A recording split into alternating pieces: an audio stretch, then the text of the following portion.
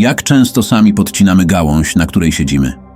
Z pozoru drobne, codzienne przyzwyczajenia mogą powoli, lecz konsekwentnie niszczyć twoje życie. Nie zdajemy sobie z tego sprawy, aż nagle dostrzegamy, że coś jest nie tak. Właśnie dziś pokażę ci, które nawyki mogą sabotować twoje poczucie szczęścia. A przede wszystkim dowiesz się, jak je skutecznie zmienić, by odzyskać kontrolę i poczuć się znów dobrze we własnej skórze.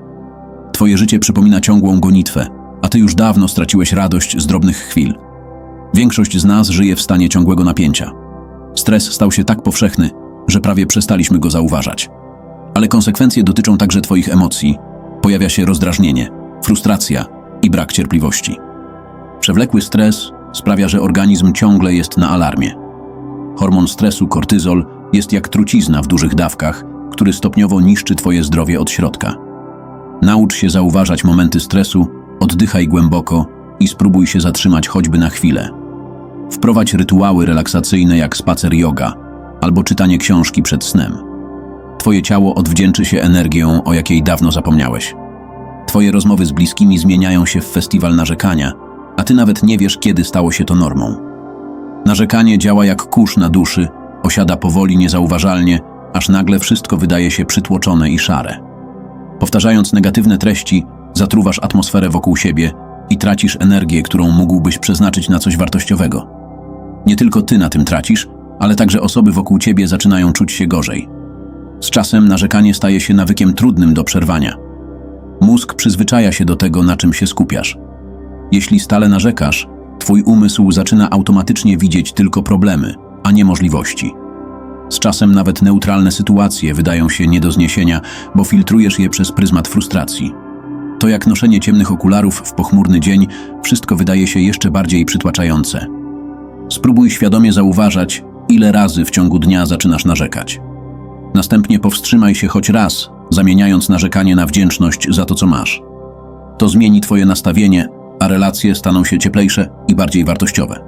Czy pamiętasz, kiedy ostatnio zrobiłeś coś wyłącznie dla siebie? Wielu ludzi zapomina o sobie, poświęcając się obowiązkom wobec rodziny, pracy i innych. To prowadzi do frustracji, poczucia wypalenia i braku satysfakcji z życia. Z czasem pojawia się wrażenie, że wszystko robisz dla innych, ale nic nie zostaje dla ciebie. To poczucie pustki może przerodzić się w cichy smutek, który trudno nazwać, ale łatwo poczuć. Ignorowanie własnych potrzeb osłabia twoją samoocenę. Zaczynasz myśleć, że twoje potrzeby są mniej ważne, co negatywnie wpływa na twoje relacje i samopoczucie. Wewnętrzne przekonanie, że nie zasługujesz na chwilę dla siebie, zaczyna rządzić twoimi decyzjami. A przecież troska o siebie to nie luksus, to fundament zdrowego życia. Zarezerwuj choć pół godziny dziennie tylko dla siebie. Może to być kawa w spokoju, hobby albo zwyczajny odpoczynek. Powiedz bliskim, że potrzebujesz tej chwili dla siebie. Zauważysz, jak szybko wzrośnie twoja energia życiowa i poczucie szczęścia. Jak często budzisz się rano zmęczony, mimo że spałeś całą noc? Ludzie często lekceważą znaczenie snu, myśląc, że zarywanie nocy nic im nie zrobi. Tymczasem brak jakościowego snu prowadzi do poważnych problemów, od kłopotów z koncentracją po choroby serca. Podczas snu twój organizm się regeneruje. Jeśli regularnie skracasz sen, ciało nie ma czasu na odbudowę, a ty z dnia na dzień tracisz siły. Wprowadź stałe pory snu i unikaj elektroniki przynajmniej godzinę przed zaśnięciem. Spraw, by twoja sypialnia była komfortowym, spokojnym miejscem, wtedy twój sen będzie głęboki i regenerujący. Czy ciągle rozpamiętujesz to, co już dawno się skończyło? Ciągłe wracanie do przeszłości blokuje twoją przyszłość.